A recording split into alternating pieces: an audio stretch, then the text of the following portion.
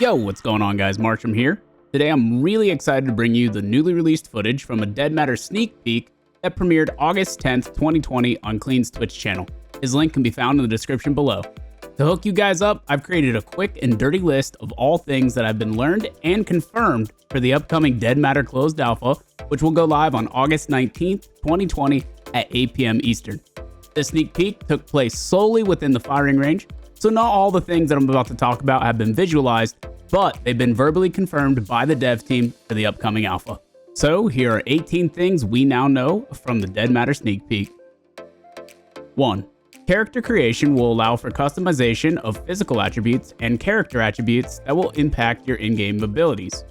Intriguingly, you'll have the option to take on negative attributes, such as a peanut allergy, to provide yourself with more skill points to be used on positive attributes, like being able to identify poisonous berries or mushrooms. Choose wisely, as attributes cannot currently be leveled through gameplay. Attributes at the current time, you can't actually level those, but you can definitely improve them using perks. So depending on things you have or clothes that you wear, it's going to affect the outcome of stuff. Like for example, if you're wearing armor, it's going to obviously make you take less damage, but they're not character stats that you can level, no. Female characters are to be implemented, but they are not currently for the first iteration of the closed alpha. 2. The game will feature a standard inventory system with equipment shown on the left by default, with medical, quests, and stats as selectable tabs. Items equipped that have internal inventories, such as clothing and backpack, are displayed on the right, along with their capacities and contents. Both the clippings shown on this character and the UI itself have been updated significantly on an even newer build that will be available during the closed alpha. 3. There's approximately 30 guns in the closed alpha, including the Uzi, Tech 9, MP5K, M4, HK416, P90, Mosin, Lee Enfield, R700, AK variants, and even my very own backer gun, the MK14 EBR, along with many others. Let's show you Markstrom's gun. So if you guys know MarkstromTV, he got this gun added to the game.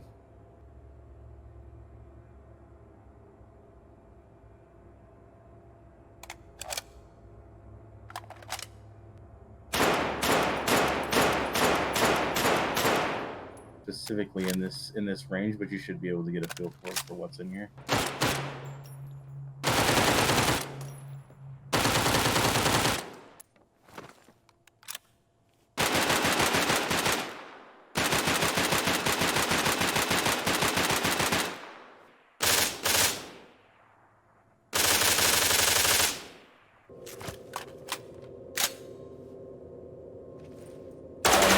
About the character, the optics should work of the suppressors.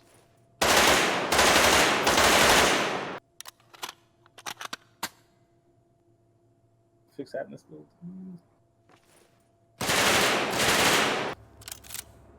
Dismemberment is coming.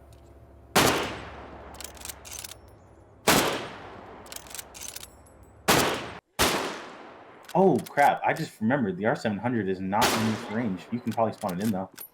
You can type /give ammo to get the ammunition you need for the currently equipped gun. Also with 30. Jesus. Way too many. Well, I mean, Okay. 4. Gunplay has been and will be a monumental focus of the game's development. The developers directly expressed its importance and the time and effort placed into the animations, sounds, and handling so that the character movement and the gunplay felt smooth and rewarding. 5. Weapon modding will be readily available in the closed alpha, featuring multiple sets of interchangeable parts, including muzzle attachments and magnified optics, which will directly impact overall gun handling. Guns will spawn with randomized various attachments in a tier-based system dictated by their location. Yes, guns will spawn with various attachments on them. so they'll be totally randomized, essentially.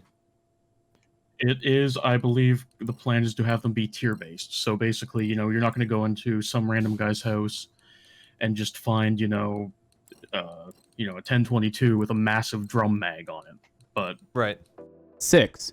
Ballistics include both auditory and physical interactions with the environment, including penetration, ricochet, and even explosion when crossing paths with the right propane tank. As a result, be wary of the location of your grouped team members, which will show up on a toggleable HUD. 7. A single safe zone will be included in the closed alpha based on the narrower size of the alpha map, but more will be added. Safe zone camping has been heavily considered and will be prevented by reputation systems in place along with many other in-game features. In the safe zones, weapons will be lowered with a neutral hold, but still in your hands. This can be toggled out of the safe zones using the H key. Is there a resting stance? Yes, there is. You can hit the H key. The H key puts your gun down without, putting it away. Yeah, like kind of below ready, I guess. Yeah, it also applies in safe zones. So if you're in the safe zone, you'll if you played Far Cry 2, I'm sure you have. It's sort of like that. Firing modes are also toggleable, including a safety, so don't accidentally leave it on when outside of these safe zones. Some people are totally going to get killed by hitting the safety on their gun. Yes, I'm looking forward to the compilations of people dying because their gun's on safety. We've had some internal tests, and we have had firefights break out where people have died because their gun was on safety and just didn't realize it. That's hilarious. 8. Both animal and lootable zombie AI will be enabled during the closed alpha, though the zombies will only be hostile towards humans. As you fight your way through the hordes of Zeds, the gore meshes are fully integrated for very visceral, rewarding kills.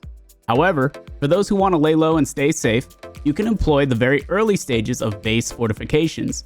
These will be expanded upon in the future to even include fully fledged electrical systems.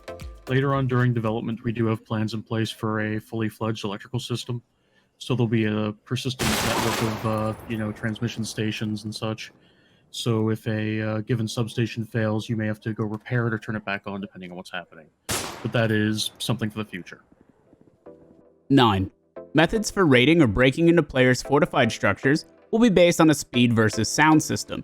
Some methods might be quicker at the expense of louder sounds, alerting both AI and nearby players. Fire alarms will even be featured in some buildings to be used as either a distraction or a trap. Our rating system is primarily going to be based on players being able to break into other players' claimed areas by various means. Right now, it's in a very basic form. You're able to, lock up your claimed building and just sort of do some basic protection for it. Down the line, we're going to have some more fully fledged systems to allow players to, break through barricades and such. Keeping in mind that our rating system is going to be primarily based around a trade-off between speed and noise. Breaking into somebody's house is never a quiet affair, and you're going to not only have to deal with that player potentially defending their home and any traps they'll have set up, but you're also going to need to deal with all the unwanted attention from the infected out there. 10. Players will need to consume food and fluids regularly based on a needs system. The developers were very clear that no systems, including this one, will take on a feel of being overly realistic, and while I'm paraphrasing, the game will focus less on the tedious issues and more on fun. Our eating system is actually in currently. Your character needs to eat fairly regularly to keep themselves from starving, as well as consume fluids to stay hydrated. 11. Dynamic weather systems are substantially fleshed out based on local weather patterns, including systems as deep as both humidity and air pressure. Expect fog, rain, snow, and blizzard weather variants. The snow does not currently pile up in the closed alpha, but it will. 12. The game will feature only first-person perspective to aid the sense of immersion and even the playing field for gunfights. 13. Expect unique player interactions, good and bad, because attenuated proximity VoIP will be in the closed alpha. With 36 players and starting closed alpha servers, there will be plenty of friends and enemies to be made, with a map size of 5 by 5 kilometers to start, to be expanded out to 16 by 16. 14. Current in-game frame rates are well over 60 on average, with high-performing PCs breaking well into 100s. The developers say massive strides are still being made in terms of performance, and to expect even more significant improvements. Additionally, the game is both 4K and widescreen tested and friendly. And no, it will not be coming out to console. So we're working on optimization pretty much constantly. For instance, we did a small-scale showcase of this range a week ago. Since then, on, for instance, my development setup, performance has increased significantly, and we're carrying on performance improvement as we go.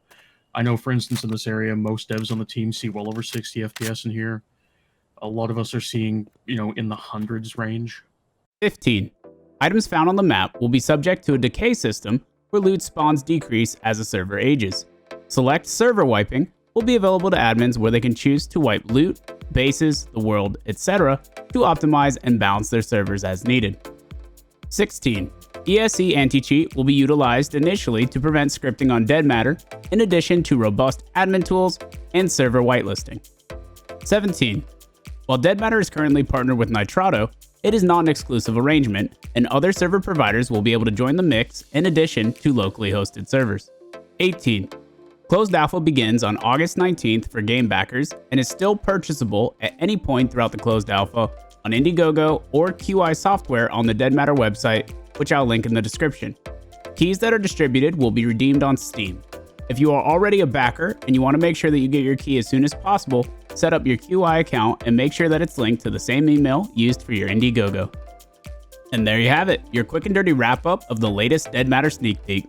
This is only the tip of the iceberg for deadmatter content creation here on this YouTube channel, so make sure you subscribe and click the bell for all the deadmatter videos and guides to come. Also, feel free to swing by the live stream any day of the week starting at 0630 Eastern.